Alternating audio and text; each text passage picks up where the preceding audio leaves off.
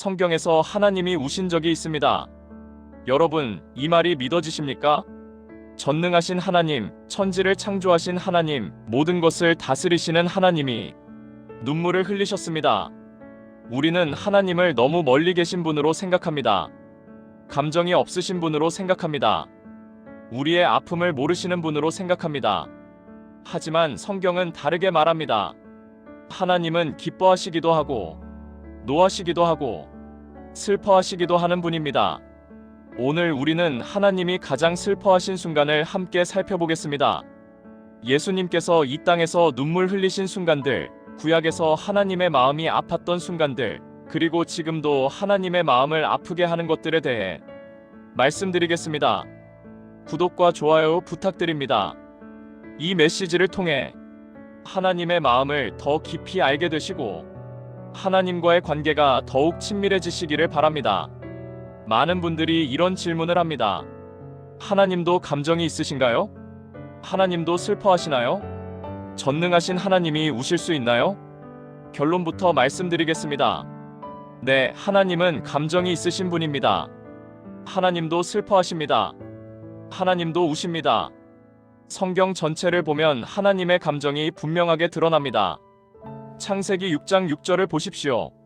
땅 위에 사람 지으셨음을 한탄하사 마음에 근심하시고 노아 시대 사람들의 죄악이 가득할 때 하나님께서 한탄하시고 근심하셨다고 말씀합니다. 한탄이 무엇입니까? 후회하고 슬퍼하는 것입니다. 근심이 무엇입니까? 마음이 아픈 것입니다. 하나님께서 사람을 지으신 것을 후회하셨다는 것이 아닙니다. 사람들이 죄로 가득 찬 것을 보시고 마음이 너무 아프셨다는 것입니다. 에베소서 4장 30절도 보십시오. 하나님의 성령을 근심하게 하지 말라. 성령을 근심하게 할 수 있다고 말씀합니다. 하나님은 근심하시는 분입니다. 이사야 63장 10절입니다. 그들이 반역하여 주의 성령을 근심하게 하였으므로 이스라엘 백성이 반역했을 때 하나님의 성령이 근심하셨습니다. 하나님은 감정이 없는 차가운 분이 아닙니다. 우리를 사랑하시기 때문에 우리의 죄와 고통에 마음 아파하시는 분입니다. 그런데 성경에서 하나님이 직접 눈물을 흘리신 장면이 있습니다. 어디일까요? 바로 예수님의 이야기입니다. 예수님은 하나님이십니다. 요한복음 1장 1절, 말씀이 곧 하나님이시니라. 요한복음 10장 30절, 나와 아버지는 하나이니라. 예수님의 눈물은 곧 하나님의 눈물입니다. 성경에 예수님께서 우셨다고 기록된 곳이 분명하게 두 군데 있습니다. 첫 번째는 나사로의 무덤 앞에서입니다. 두 번째는 예루살렘을 바라보시며입니다. 이 두 장면을 통해 하나님이 왜 우시는지, 무엇이 하나님의 마음을 아프게 하는지 함께 살펴보겠습니다. 그 전에 한 가지 더 말씀드리겠습니다. 하나님이 우신다는 것은 하나님이 약하시다는 뜻이 아닙니다. 오히려 그 반대입니다. 사랑하기 때문에 우시는 것입니다. 관계가 있기 때문에 아프신 것입니다. 사랑하지 않으면 눈물이 나지 않습니다. 상관없으면 마음이 아프지 않습니다. 하나님의 눈물은 하나님의 사랑의 증거입니다. 우리가 하나님의 마음을 알면 우리의 삶이 달라집니다. 우리의 기도가 달라집니다. 우리의 믿음이 달라집니다. 이제 예수님의 첫 번째 눈물, 나사로의 무덤 앞에서의 눈물을 살펴보겠습니다. 요한복음 11장에 나오는 이야기입니다. 예수님께서 사랑하시는 가정이 있었습니다. 베다니에 사는 마르다, 마리아, 나사로 남매입니다. 예수님은 이 가정에 자주 가셨습니다. 이들과 함께 식사하시고 교제하시며 쉬셨습니다. 그런데 나사로가 병들었습니다. 심하게 병들었습니다. 마르다와 마리아가 예수님께 사람을 보냈습니다. 요한복음 11장 3절입니다. 주여 보시옵소서, 사랑하시는 자가 병들었나이다. 사랑하시는 자라고 했습니다. 예수님께서 특별히 사랑하시는 사람이었습니다. 그러면 예수님께서 어떻게 하셨을까요? 당장 달려가셨을까요? 놀랍게도 그렇지 않았습니다. 요한복음 11장 6절입니다. 나사로가 병들었다 함을 들으시고 그 계시던 곳에 이틀을 더 유하시니라. 이틀을 더 머무르셨습니다. 바로 가지 않으셨습니다. 왜 그러셨을까요? 사랑하지 않으셔서? 아닙니다. 예수님께는 더 큰 계획이 있으셨습니다. 하나님의 영광을 나타내실 계획이 있으셨습니다. 그런데 여기서 의문이 생깁니다. 예수님은 나사로를 살리실 것을 아셨습니다. 그런데 왜 우셨을까요? 이틀 후 예수님께서 베다니로 가셨습니다. 그때 나사로는 이미 죽은 지 나흘이 되었습니다. 마르다가 먼저 예수님을 만났습니다. 요한복음 11장 21절입니다. 마르다가 예수께 여짜오되 주께서 여기 계셨더라면 내 오라버니가 죽지 아니하였겠나이다. 주께서 여기 계셨더라면. 이 말 속에 원망이 있습니다. 서운함이 있습니다. 왜 안 오셨어요? 라는 마음이 있습니다. 우리도 이런 적 있지 않습니까? 기도했는데 응답이 없을 때, 하나님이 안 계신 것 같을 때, 하나님 왜 가만히 계세요? 라고 원망한 적 있지 않습니까? 마르다의 마음이 그랬습니다. 그런데 예수님께서 말씀하셨습니다. 요한복음 11장 25-26절입니다. 나는 부활이요 생명이니 나를 믿는 자는 죽어도 살겠고 무릇 살아서 나를 믿는 자는 영원히 죽지 아니하리니 이것을 내가 믿느냐? 예수님은 부활이요 생명이십니다. 죽음도 예수님 앞에서는 힘을 쓰지 못합니다. 마리아도 나왔습니다. 마리아도 똑같이 말했습니다. 요한복음 11장 32절입니다. 마리아가 예수 계신 곳에 와서 뵙고 그 발 아래 엎드려 이르되 주께서 여기 계셨더라면 내 오라버니가 죽지 아니하였겠나이다. 마리아는 예수님 발 앞에 엎드렸습니다. 울고 있었습니다. 함께 온 유대인들도 울고 있었습니다. 이 장면을 보신 예수님께서 어떻게 하셨습니까? 요한복음 11장 33절입니다. 예수께서 그가 우는 것과 또 함께 온 유대인들이 우는 것을 보시고 심령의 비통이 여기시고 불쌍히 여기사 심령의 비통이 여기셨다고 했습니다. 원어로 보면 깊이 탄식하셨다, 마음이 격동되셨다는 뜻입니다. 예수님의 마음이 흔들리셨습니다. 깊은 곳에서부터 슬픔이 올라오셨습니다. 그리고 성경에서 가장 짧은 구절이 나옵니다. 단 두 단어입니다. 요한복음 11장 35절입니다. 예수께서 눈물을 흘리시더라. 영어로는 지저스 웹트. 가장 짧은 구절이지만 가장 깊은 의미를 담고 있습니다.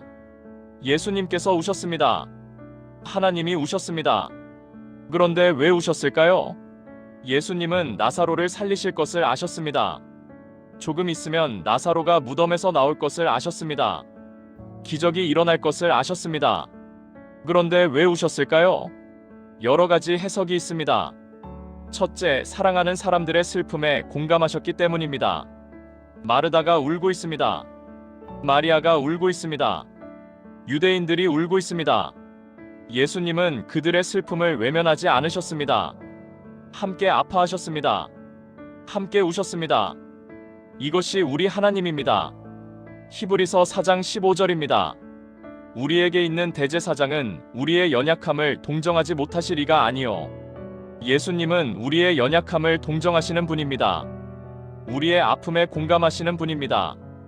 우리와 함께 우시는 분입니다. 지금 당신이 힘드십니까? 눈물이 나십니까? 예수님께서 함께 우시고 계십니다. 당신의 아픔을 모르지 않으십니다. 당신의 눈물을 보고 계십니다. 둘째, 죽음이 가져온 파괴를 보셨기 때문입니다. 하나님이 처음 세상을 만드셨을 때 죽음은 없었습니다. 창세기 1장 31절입니다. 하나님이 지으신 그 모든 것을 보시니 보시기에 심히 좋았더라. 처음 창조는 심히 좋았습니다.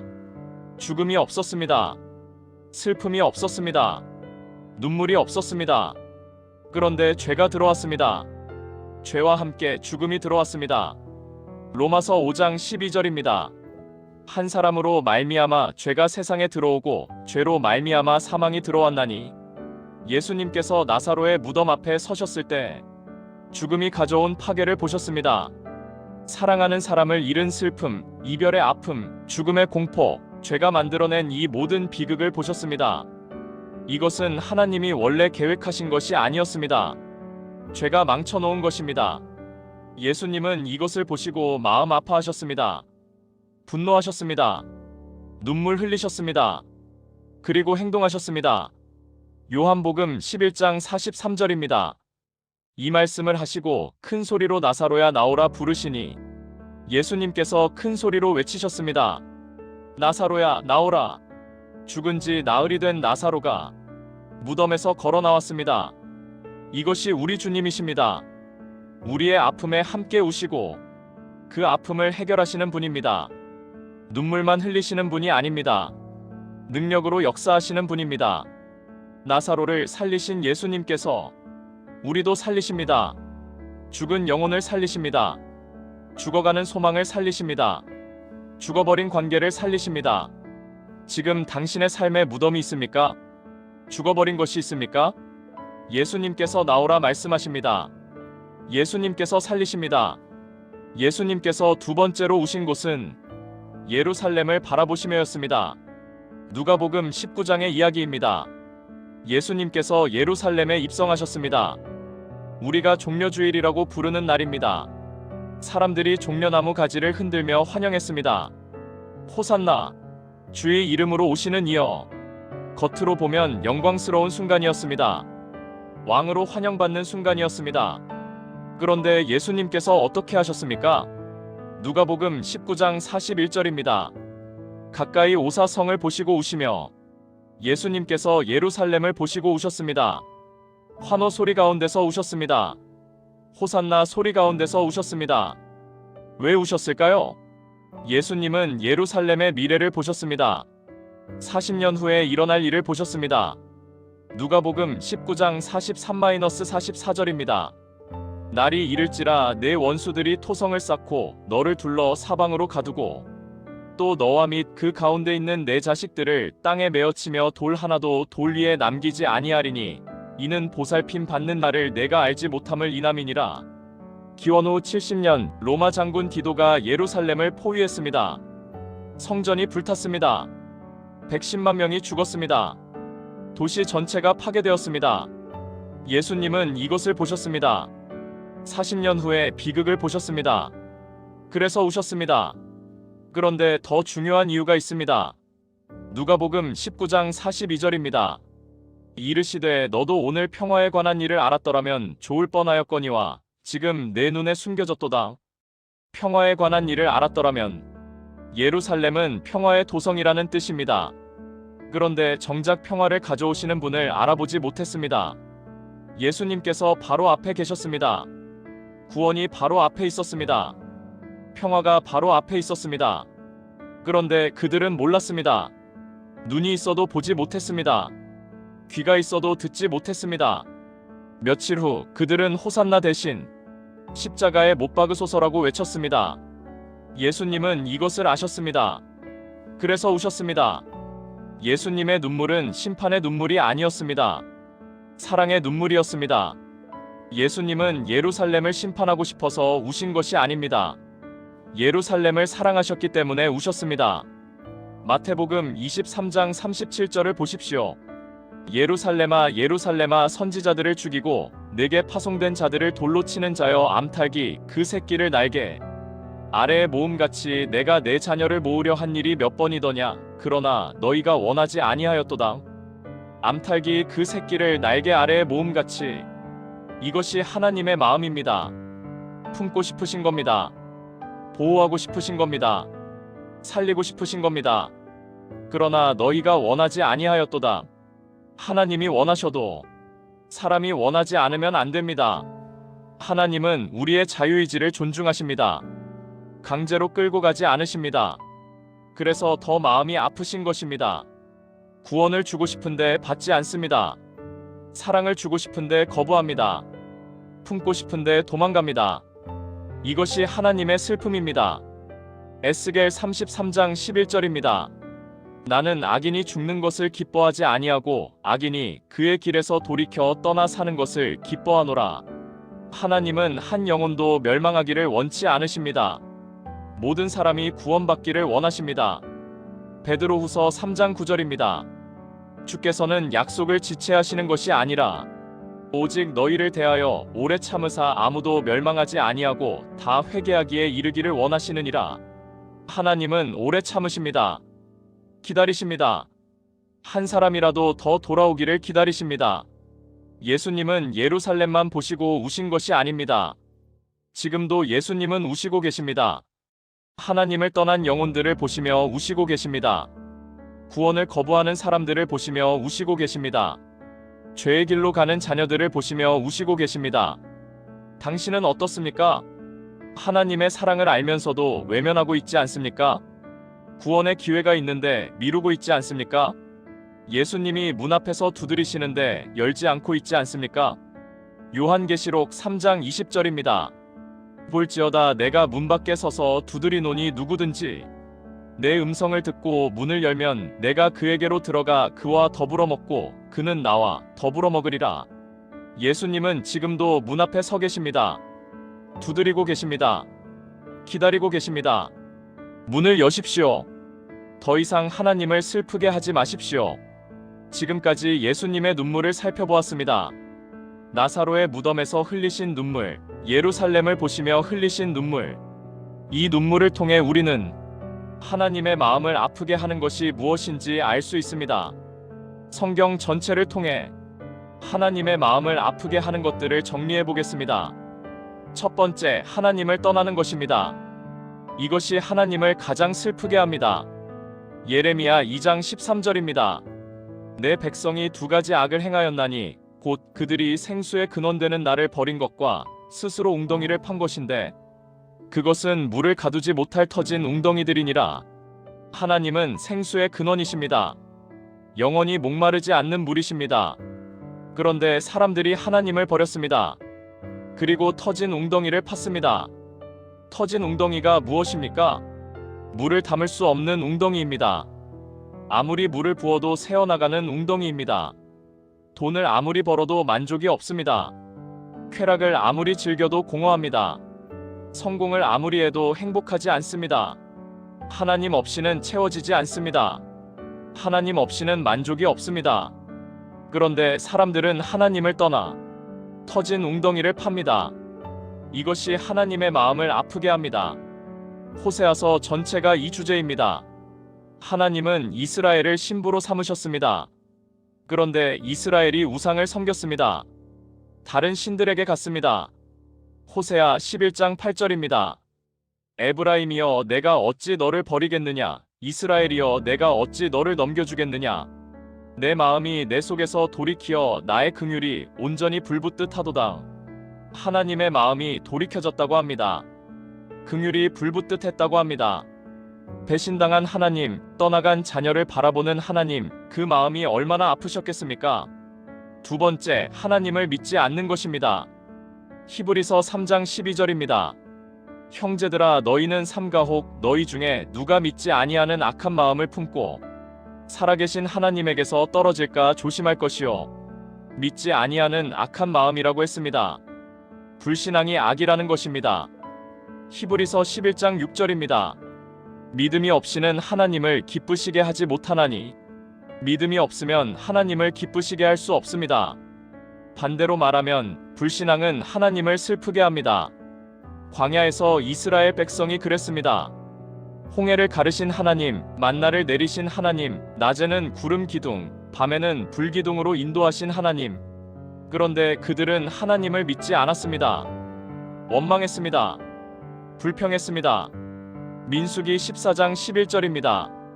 여호와께서 모세에게 이르시되 이 백성이 어느 때까지 나를 멸시하겠느냐? 내가 그들 중에서 행한 모든 이적을 보았으면서도 어느 때까지 나를 믿지 않겠느냐? 어느 때까지 나를 믿지 않겠느냐? 하나님의 탄식입니다. 하나님의 슬픔입니다. 그 많은 이적을 보고도 믿지 않는 것, 이것이 하나님의 마음을 아프게 합니다. 세 번째, 형제를 사랑하지 않는 것입니다. 요한일서 4장 20절입니다. 누구든지 하나님을 사랑하노라 하고 그 형제를 미워하면 이는 거짓말하는 자니 보는 바 그 형제를 사랑하지 아니하는 자는 보지 못하는 바 하나님을 사랑할 수 없느니라. 형제를 미워하면서 하나님을 사랑한다고 할 수 없습니다. 눈에 보이는 형제를 사랑하지 않으면서 눈에 보이지 않는 하나님을 사랑한다는 것은 거짓말입니다. 마태복음 25장에서 예수님은 말씀하셨습니다. 지극히 작은 자 하나에게 한 것이 곧 내게 한 것이니라. 배고픈 자를 먹이지 않은 것, 목마른 자에게 물을 주지 않은 것, 나그네를 영접하지 않은 것, 벗은 자에게 옷을 입히지 않은 것, 병든 자와 감옥에 있는 자를 돌보지 않은 것, 이것이 예수님께 하지 않은 것입니다. 교회 안에서 싸우고 성도끼리 미워하고 약한 자를 돌보지 않는 것, 이것이 하나님의 마음을 아프게 합니다. 네 번째, 회개하지 않는 것입니다. 누가복음 15장의 탕자 비유를 기억하십시오. 둘째 아들이 재산을 가지고 떠났습니다. 다 탕진하고 돼지 먹이로 배를 채우려 했습니다. 그때 그가 돌이켰습니다. 아버지께 가서 죄를 고백하자. 아버지가 어떻게 하셨습니까? 누가복음 15장 20절입니다. 아버지가 그를 보고 불쌍히 여겨 달려가 목을 안고 입을 맞추니 아버지는 매일 기다리셨습니다. 멀리서 아들이 오는 것을 보셨습니다. 달려가셨습니다. 목을 안으셨습니다. 이것이 하나님의 마음입니다. 돌아오기를 기다리시는 하나님, 회개하기를 기다리시는 하나님. 그런데 돌아오지 않으면? 회개하지 않으면? 하나님은 계속 기다리시며 마음 아파하십니다. 로마서 2장 4절입니다. 혹 네가 하나님의 인자하심이 너를 인도하여 회개하게 하심을 알지 못하여 그의 인자하심과 용납하심과 길이 참으심을 풍성함을 멸시하느냐. 하나님의 인자하심을 멸시하지 마십시오. 회개를 미루지 마십시오. 돌아오십시오. 하나님의 마음을 아프게 하는 것이 있다면 하나님의 마음을 기쁘게 하는 것도 있습니다. 우리가 하나님의 마음을 알았다면 이제 하나님을 기쁘시게 해드려야 합니다. 성경이 말하는 하나님을 기쁘시게 하는 것들을 살펴보겠습니다. 첫 번째, 믿음입니다. 히브리서 11장 6절입니다. 아까도 언급한 9절입니다. 믿음이 없이는 하나님을 기쁘시게 하지 못하나니 하나님께 나아가는 자는 반드시 그가 계신 것과 또한 그가 자기를 찾는 자들에게 상 주시는 이심을 믿어야 할지니라. 믿음이 하나님을 기쁘시게 합니다. 어떤 믿음입니까? 두 가지입니다. 하나, 하나님이 계신 것을 믿는 것입니다. 둘, 하나님이 상 주시는 분임을 믿는 것입니다. 하나님은 계십니다. 하나님은 기도를 들으십니다. 하나님은 응답하십니다. 하나님은 상을 주십니다. 이것을 믿는 것이 하나님을 기쁘시게 합니다. 아브라함이 이삭을 바쳤을 때 100세에 얻은 아들, 약속의 아들을 바치라고 하셨을 때 아브라함은 순종했습니다. 왜요? 하나님을 믿었기 때문입니다. 히브리서 11장 19절입니다. 그가 하나님이 능히 이삭을 죽은 자 가운데서 다시 살리실 줄로 생각한지라. 죽여도 살리실 것이다. 이것이 믿음입니다. 하나님은 이런 믿음을 기뻐하십니다. 두 번째, 순종입니다. 사무엘상 15장 22절입니다. 순종이 제사보다 낫고 듣는 것이 순양의 기름보다 나으니 순종이 제사보다 낫습니다. 아무리 헌금을 많이 해도 아무리 예배를 열심히 드려도 순종하지 않으면 소용없습니다. 사울 왕이 그랬습니다. 아말렉을 진멸하라는 명령을 받았습니다. 그런데 좋은 것들은 남겨두었습니다. 하나님께 제사 드리려고요.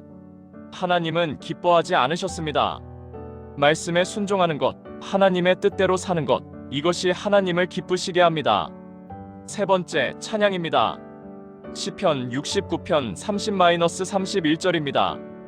내가 노래로 하나님의 이름을 찬송하며 감사로 하나님을 광대하시다 하리니 이것이 곧 뿔과 굽이 있는 황소를 드리는 것보다 여호와를 더욱 기쁘시게 함이 될 것이라. 찬양이 제사보다 하나님을 기쁘시게 합니다. 환경이 좋을 때만 찬양하는 것이 아닙니다. 힘들 때도 찬양하는 것입니다. 눈물 흘리면서도 찬양하는 것입니다. 바울과 실라가 빌립보 감옥에 갇혔을 때 한밤중에 찬송했습니다. 매 맞고 발에 착고가 채워진 상태에서 찬송했습니다. 그때 지진이 일어나고 감옥 문이 열렸습니다. 찬양은 하나님을 기쁘시게 합니다. 찬양은 하나님을 움직입니다. 네 번째, 회개입니다. 누가복음 15장 7절입니다. 내가 너희에게 이르노니 이와 같이 죄인 한 사람이 회개하면 하늘에서는 회개할 것 없는 의인 99으로 말미암아 기뻐하는 것보다 더하리라. 죄인 한 사람이 회개하면 하늘에서 기뻐합니다. 천사들이 기뻐합니다. 하나님이 기뻐하십니다. 탕자가 돌아왔을 때 아버지가 어떻게 했습니까? 누가복음 15장 23-24절입니다. 그리고 살찐 송아지를 끌어다가 잡아라. 먹고 즐기자. 이 아들은 죽었다가 살아났으며 잃었다가 찾았도다 하니 그들이 즐거워하더라. 잔치를 벌이셨습니다. 축하하셨습니다. 기뻐하셨습니다. 회개하는 것이 하나님을 기쁘시게 합니다. 다섯 번째, 서로 사랑하는 것입니다. 요한복음 13장 34-35절입니다. 새 계명을 너희에게 주노니 서로 사랑하라. 내가 너희를 사랑한 것 같이 너희도 서로 사랑하라. 너희가 서로 사랑하면 이로써 모든 사람이 너희가 내 제자인 줄 알리라. 서로 사랑하는 것이 예수님의 새 계명입니다. 서로 사랑하면 세상이 우리를 알아봅니다. 서로 사랑하면 하나님이 기뻐하십니다. 시편 133편 1절입니다. 형제가 연합하여 동거함이 어찌 그리 선하고 아름다운고. 형제가 연합하는 것을 하나님이 아름답게 보십니다. 성도가 하나 되는 것을 하나님이 기뻐하십니다. 교회 안에서 다투지 마십시오. 성도끼리 미워하지 마십시오. 용서하십시오. 화해하십시오. 사랑하십시오. 이것이 하나님을 기쁘시게 합니다. 여섯 번째, 열매 맺는 것입니다. 요한복음 15장 8절입니다. 너희가 열매를 많이 맺으면 내 아버지께서 영광을 받으실 것이요 너희는 내 제자가 되리라. 열매를 많이 맺으면 하나님께서 영광 받으십니다. 어떤 열매입니까? 성령의 열매입니다. 갈라디아서 5장 22-23절의 열매입니다. 사랑, 희락, 화평, 오래 참음, 자비, 양선, 충성, 온유, 절제. 전도의 열매입니다. 한 영혼을 주님께 인도하는 것입니다. 선한 행실의 열매입니다. 세상의 빛과 소금이 되는 것입니다. 열매 맺는 삶을 사십시오. 하나님이 기뻐하십니다. 지금까지 우리는 하나님이 슬퍼하시는 것과 기뻐하시는 것을 살펴보았습니다. 이제 우리는 어떻게 해야 합니까? 어떻게 응답해야 합니까? 첫 번째, 하나님의 마음을 알아들여야 합니다. 많은 신앙인들이 하나님을 믿지만 하나님의 마음을 모릅니다. 하나님이 무엇을 원하시는지, 하나님이 무엇을 기뻐하시는지, 하나님이 무엇을 슬퍼하시는지 모릅니다. 그래서 하나님의 마음을 아프게 하면서도 아프게 하는 줄 모릅니다. 사무엘상 13장 14절입니다. 여호와께서 그의 마음에 맞는 사람을 구하셨다. 다윗은 하나님의 마음에 맞는 사람이었습니다. 왜요? 다윗은 완벽한 사람이 아니었습니다. 죄도 많이 지었습니다. 그러나 다윗은 하나님의 마음을 알았습니다. 하나님이 원하시는 것을 알았습니다. 하나님을 기쁘시게 하려고 애썼습니다. 시편 51편 17절, 다윗의 고백입니다. 하나님이 구하시는 제사는 상한 심령이라 하나님이여 상하고 통회하는 마음을 주께서 멸시하지 아니하시리이다. 하나님이 원하시는 것은 상한 심령입니다. 겸손한 마음입니다. 회개하는 마음입니다. 하나님의 마음을 알아들으십시오. 두 번째, 하나님을 슬프게 하는 것을 멈춰야 합니다. 우리의 삶을 점검해 보십시오. 하나님을 떠나 있지 않습니까? 하나님을 믿지 않고 있지 않습니까? 형제를 미워하고 있지 않습니까? 회개하지 않고 있지 않습니까? 에베소서 4장 30-31절입니다. 하나님의 성령을 근심하게 하지 말라. 그 안에서 너희가 구원의 날까지 인치심을 받았느니라. 너희는 모든 악독과 노함과 분냄과 떠드는 것과 비방하는 것을 모든 악의와 함께 버리라.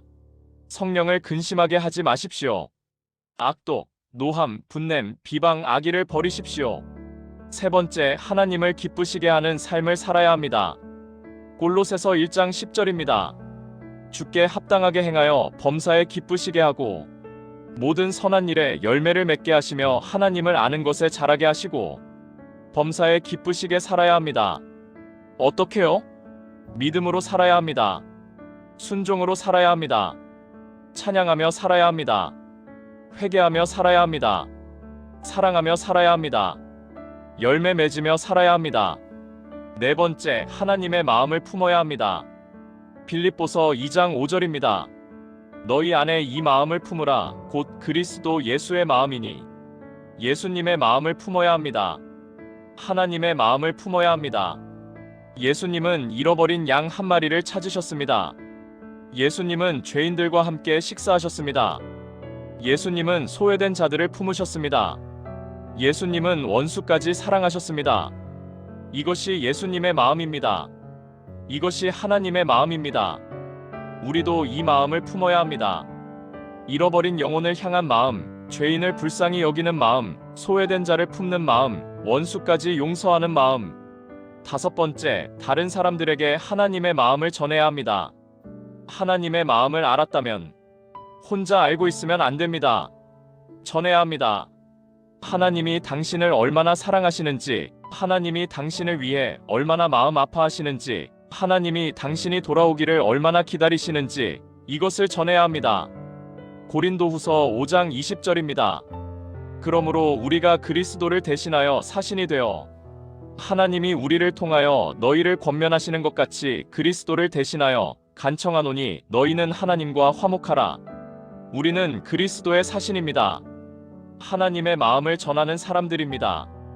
하나님과 화목하라고 전하는 사람들입니다. 사랑하는 성도 여러분, 오늘 우리는 하나님이 가장 슬퍼하신 순간을 살펴보았습니다. 예수님은 나사로의 무덤 앞에서 우셨습니다. 사랑하는 사람들의 슬픔을 보시고 죽음이 가져온 파괴를 보시고 우셨습니다. 예수님은 예루살렘을 보시며 우셨습니다. 구원을 거부하는 백성을 보시고 다가올 심판을 보시고 우셨습니다. 하나님은 지금도 우시고 계십니다. 하나님을 떠난 자녀들을 보시며 우십니다. 하나님을 믿지 않는 사람들을 보시며 우십니다. 형제를 미워하는 성도들을 보시며 우십니다. 회개하지 않는 죄인들을 보시며 우십니다. 당신은 하나님을 울리고 있습니까? 당신은 하나님의 마음을 아프게 하고 있습니까? 이제 돌이키십시오. 하나님께 돌아오십시오. 하나님의 눈물을 닦아드리십시오. 어떻게요? 믿음으로 살아서, 순종으로 살아서, 찬양하며 살아서, 회개하며 살아서, 사랑하며 살아서, 열매 맺으며 살아서 하나님을 기쁘시게 해드리십시오. 요한 3서 1장 4절입니다. 내가 내 자녀들이 진리 안에서 행한다 함을 듣는 것보다 더 기쁜 일이 없도다. 하나님의 가장 큰 기쁨은 자녀들이 진리 안에서 행하는 것입니다. 우리가 진리 안에서 행할 때, 우리가 말씀대로 살 때, 우리가 예수님을 닮아갈 때 하나님의 눈물이 기쁨의 눈물로 바뀝니다. 오늘 이 시간 하나님의 마음을 아프게 했던 것들을 회개하십시오. 하나님을 기쁘시게 하겠다고 결단하십시오. 하나님의 마음을 품고 살겠다고 다짐하십시오. 하나님은 지금도 당신을 기다리고 계십니다. 당신이 돌아오기를 기다리고 계십니다. 당신이 하나님의 마음을 알아주기를 기다리고 계십니다. 하나님의 마음을 알고 하나님의 마음을 기쁘게 해드리는 복된 성도님들이 되시기를 예수님의 이름으로 축복합니다. 구독과 좋아요 부탁드립니다. 감사합니다.